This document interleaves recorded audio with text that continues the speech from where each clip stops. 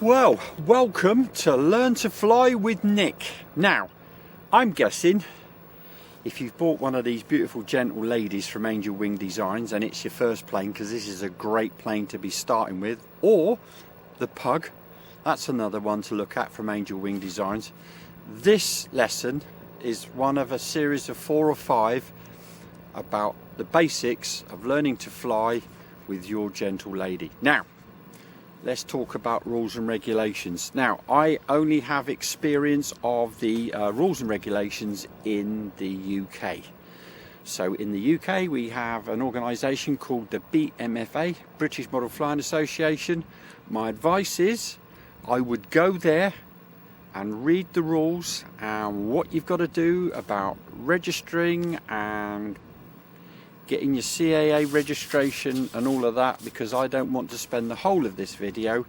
I'd like to spend some time with us actually enjoying ourselves, because that's what this is all about. Now, also, with whatever transmitter that you're using, or the system that you're using, there will be certain protocols for checking the range, and obviously I can't go through every one. My best advice is, particularly if you come out with a mate or a friend or family member, when you've got your plane switched on, and remember, always switch the transmitter on first before the plane. That's one of the first golden rules you've got to learn. Switch the plane on first, and when you switch the plane on, make sure that your throttle stick is in the off position, because later on in your flying career you might end up going on to flying powered aeroplanes, and what you don't want to do is have your throttle fully open and then you switch the plane on first, or you switch the plane on and then the next thing is you've got a runaway plane. So remember, transmitter first, plane second. So the exercises for today, I'm assuming that you have followed the instructions for the Gentle Lady and you've got your C of G, your centre of gravity, about where they are on the plans, and that's the first thing that we're going to find out, because what we're going to do is just do some gentle chucks. And my advice is, if you've not flown before, if you've got somebody to help you do the throwing, that's always a brilliant idea. So if it's a youngster and you've got mum and dad with you, get mum or dad to do the to do the throwing. They'll want to fly when they see how cool this is, but get them to do the launching for you. We're not doing big launches, it's just gentle launches with a series of little exercises. So let's just talk about controls. At the moment you can see that when I pull my stick back, I'm flying what's called mode 2. So everything is up and down, left and right is on this joystick on this side. This is called mode 2. Some people will fly with something over here and then something over here, and then they'll do a bit here as well. That's mode 1. Now, let me just show you. At the moment, my elevator is straight in line with the tailplane. And if you watch, when I pull the stick back, let me see if this is the best way for me to do this. When I pull this stick back, that means we're wanting the elevator to go up, like so. And then if I push the stick forwards, it goes down. Now, also for left and right. So try and always get it orientated the right way it's flying. If I move the stick to the right, you'll notice that this is the rudder. The rudder is moving to the right in the same orientation as the stick. If you move the stick to the right and the rudder's going to the left, you're going to make a lawn dart. So we want the same amount of throws either side. So that's left, that's right, matches what's on the stick. So at the moment I'm in a lovely big field.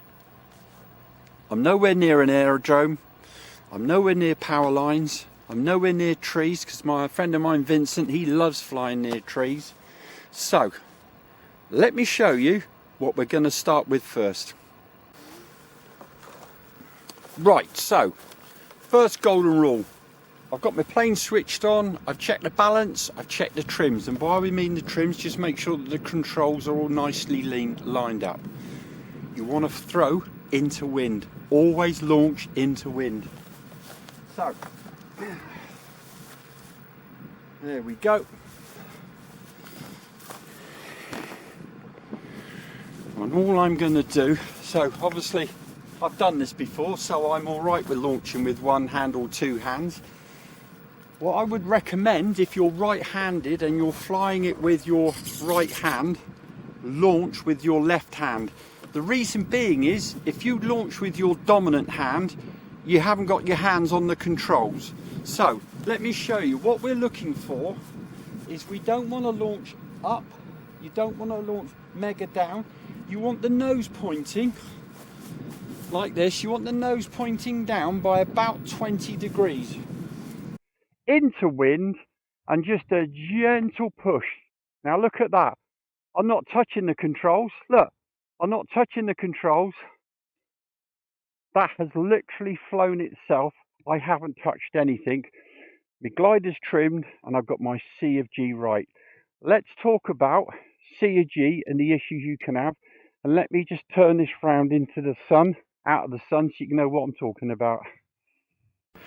Now, if you launch your glider, and you've launched it in the way I've shown you, and it balloons up,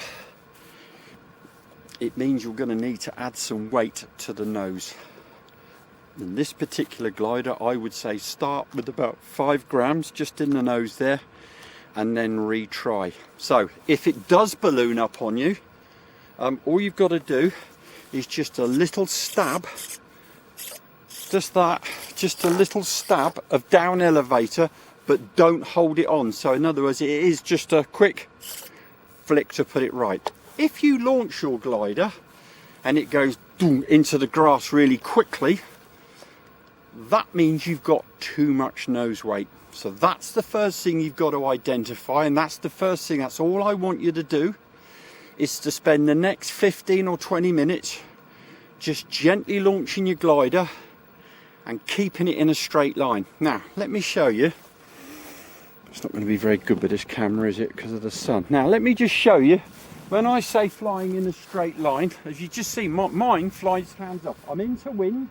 If you're out of wind, you will instantly get a right hand turn. Look what happens if I launch this against into a crosswind.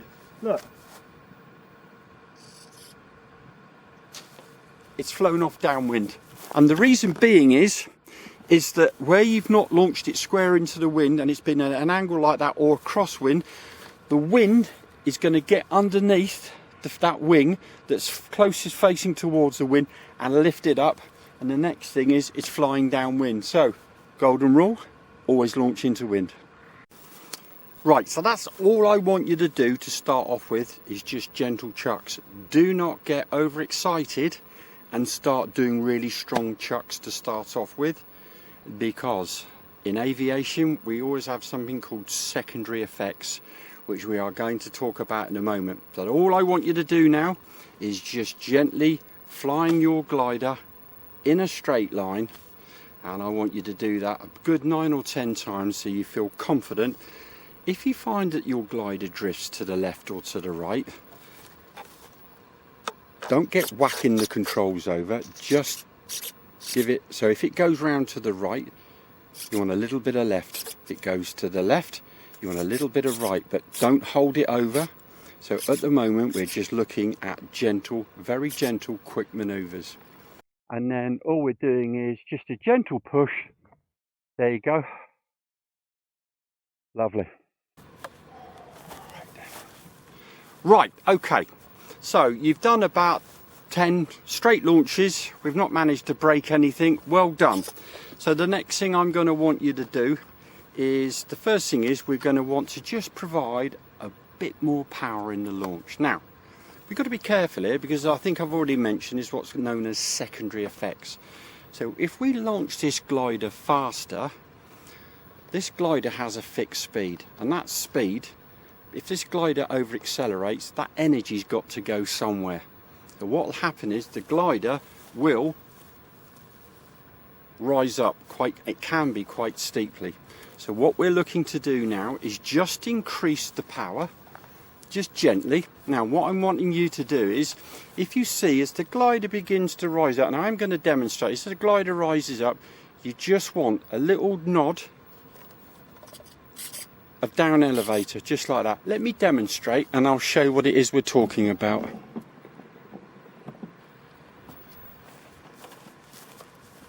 So what I'm looking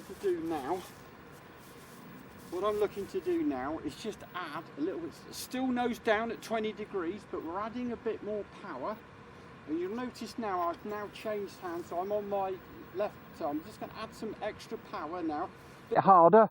Look, it goes up and a little dab down, and then it carries on flying. Look at that, superb. So that's what you've got to transition yourself into now, is a little bit more power, because you've got a great exercise coming up, but you just want to just increase the power a little bit and just learn how to just kill that zoom. So you don't want to hold the stick pushing it down, so we're engaging down elevator, because if you just hold it down, you're just going to turn into a lawn dart. And that's the practice there, because actually once you've killed the zoom, so you don't have to, it's just literally just get it over, hold, and then let it fly. Just slowly take it off. So not massive sticks forward, just about quarter stick, just quickly. You can practice that before you actually throw the glider. But so remember, chucking harder is going to make the glider want to climb. That's a secondary effect of giving it that harder launch. Right, so hopefully you've mastered that little bit of reducing the energy reduction gently, not aggressively. Well, not at this stage at the moment, we're not doing aerobatics. Right, the reason I want you just to add a little power is this. What I want you to do, I want you to walk about 10-15 paces forwards, go either to the right or to the left, and what you want is your jumper, because what we're going to do is slowly introducing some turns. I'm still going to throw it into wind. Do not aim for the jumper, that's cheating. So here we are. So I'm now faced into wind.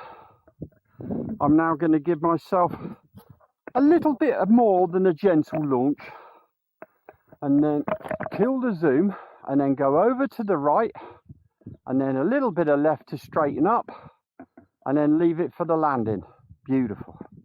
That's what I want you to do. I want you to practice launching, killing the zoom, and then when you kill the zoom, don't do the turn until you've killed the zoom. If you try and do the turn before you've got the speed, everything's going to go pretty scary quickly, because you've got a lot more airspeed, and what will happen is that airspeed is going over this rudder, and what will happen is the rudder will be very, very effective, and it will turn a lot quicker than you were expecting. Again, secondary effects of controls. So let me just show you this just once more, and what I want you to do is I want you to practice doing this. So we're not cheating, we're into wind, and then all I want you to do is a good launch, kill the zoom, head over to the jumper, and then turn, straighten up with a little bit of left, and then just fly into wind. I want you to do that with the jumper to the right, with the jumper to the left, so that you're completely confident in doing what is a 30-degree, possibly 30-degree type turn. And the reason I want you to learn that to start off with is doing gentle turns, we're not really introducing a lot of that secondary effect. And I want to show you with a demonstration what can happen if you overdo it. Because what happens is, if you start the turn and you don't take the turn off, in other words, you just keep the rudder over to the left or to the right, what's going to happen is, as that wing So secondary effects, what's going to happen is, if you do that turn too steeply, what will happen is, this starts off as the rudder, and as it rolls over like this, like so, till you get to about that, it starts to turn into an elevator, secondary control. So what will happen is, gentle turn, if you don't take it off, it will slowly spiral in. If you get enough height with a good rudder and elevator glider, it is actually possible to do a full barrel roll, but don't try it. So that's all I want you to do. Now let me just show you something here. If you overdo it, let me show you. Let me just give you a good bung here. I'm just going to demonstrate this. I'm not aiming for the jumper. I'm just going to give it a really good launch. And what I want to do is I want to just show you what happens if you have too much control throw with the rudder. Right, that's up there like that. Now watch what happens if I keep it on. Look. Oh, it turns into a lawn dart. Very, very quickly turns into a lawn dart. Lovely. So that is why I only want you to do gentle maneuvers to start off with. Because even when you've done that, that's the basic skill. Is just a good chuck, kill the zoom, and then fly around the jumper and then land. Right, something important to say. If you've done all of these exercises, well done. But if you've been doing all these exercises, you've been walking backwards and forwards, if you're feeling tired or you're feeling confused, stop and go home. An interesting story, when I was learning to fly full-size aircraft, my instructor said to me, Nick, whatever you learn on day one, within a week, you will have forgotten 80% of it. So just remember, don't feel obligated, you've got to keep doing these tasks. It's on YouTube, you can come back to it, there's always another day. If you are feeling a bit confused, you need time to think about it. Even if you just stop, have a cup of tea, have a think about it, but give yourself time to evaluate what's actually going on.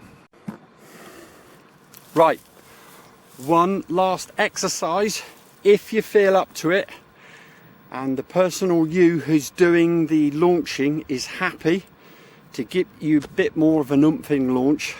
So if you're feeling racy, you do this at your own risk. But let me just show you something.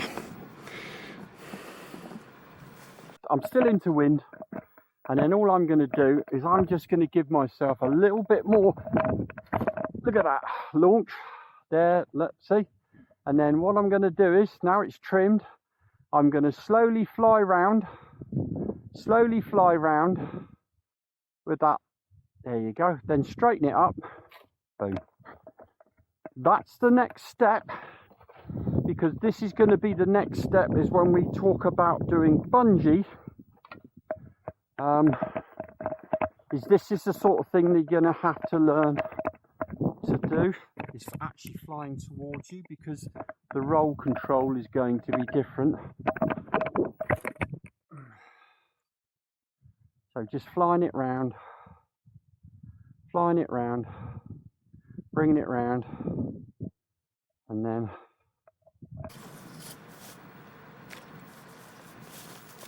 right. So thanks for following. The next video will be on bungee launching. So all I want you to do is get yourself dead proficient with this. Little top tip, there are some great simulators on, particularly for Android and Apple. If you look for a simulator called PicaSim, great on a tablet, it's called PicaSim. That's I think it's relatively, I think it's actually might be free, and he might just ask for a little donation. But I know the gentleman very well, and it's a lovely intro.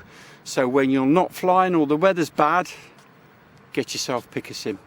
Anyway, I'll see you shortly for part 2 of learning to fly with Nick.